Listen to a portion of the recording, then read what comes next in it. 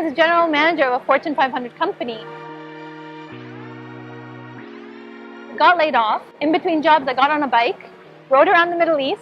It was a huge shift that changed my life. Hey, I'm Chantal, and I was one of the first Arab women to ride around the Middle East on a motorcycle.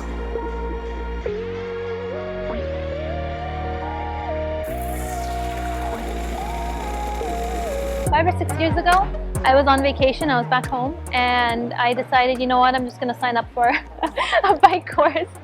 And I did it over a weekend, and it was the best decision of my life. That took me, I got to ride in Canada. I mean, nature in Canada is just something out of this world. So we filmed a show called The Open Road. The Open Road is a show that we filmed a few years ago, and it was with Fox Arabia and Electric Films, which is a local production company here.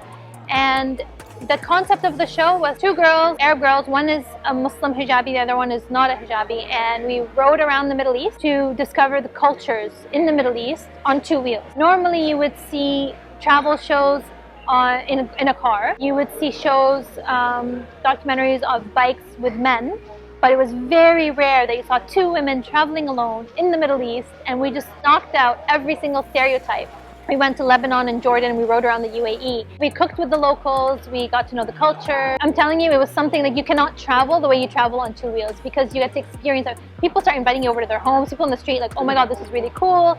Kids that stop you to just like, you know, rev the engine. It's so nice to experience that, to experience how wholesome humans can be. In terms of while I'm on the bike and I'm riding, people were fascinated in some areas of the UAE, and in other areas it was just normal to them because it's something that women do here. It might not be as talked about, but it is normal. I know a lot of amazing women that ride motorcycles. Some are covered, some are not, you know, some are Muslim, some are Christians, everyone. Some are Arab, some are not. So it's accepted here. When we traveled on bikes, you did see a different reception of it. Never negative, always, you know, intrigued by, oh my God, I didn't know that you guys can. And I didn't know, I mean, I was even on a flight going back home one time, and a guy was surprised that I'm a covered woman traveling alone. And then I said, oh yeah, I ride motorcycles too. And he's like, what? How are you still alive? I said, you have a huge misconception of the culture. I grew up in Canada. I was such a troublemaker. I would bring home snails, toads, like my poor mother. When I was younger, I wanted to be a lawyer. I think I was 8 or 9. I think it was Law and Order. I specifically wanted to be a criminal lawyer to help wrongly accused criminals. A lot of pro bono. No money in that.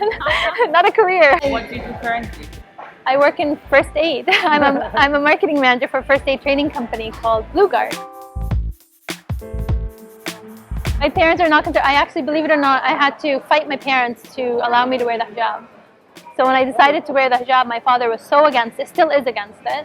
My mother was just worried about the struggles that I would face. So it was a massive protest for me. Like, people call me a rebel with a cause.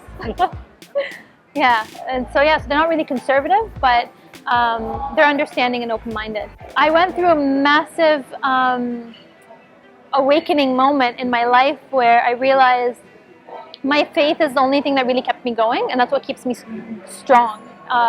That's the only thing I have to turn to. So there was a moment where my mom got in a really bad car accident, and I was looking for her for about an hour and a half.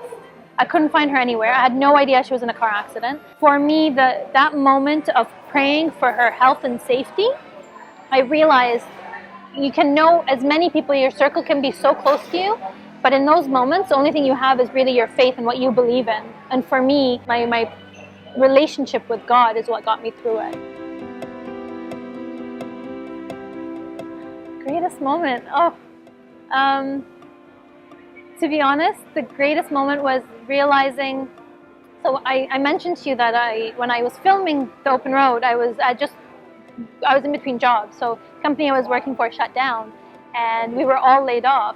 So that shift, it was 2 years of not finding a job, and then I had a certain idea of what I was looking for just because of what I was used to, but realizing that change and that shift in career, and that I was able to adapt, that's the greatest moment, because it's that adaptation, that knowing that you can handle anything, you can withstand anything that life throws at you and sail with it, and then you can completely flourish. I think that's my aha moment. I didn't realize it until I really, like, it was a huge shift. I was working in film and production and media, and then I went into life-saving and giving back to the community, and this was, oh my God, I can do this. I don't need to be this, general manager of a Fortune 500 company like I was. I can totally do this. And that changed my perspective on everything. And I think change is probably, accepting change is the greatest moment of my life.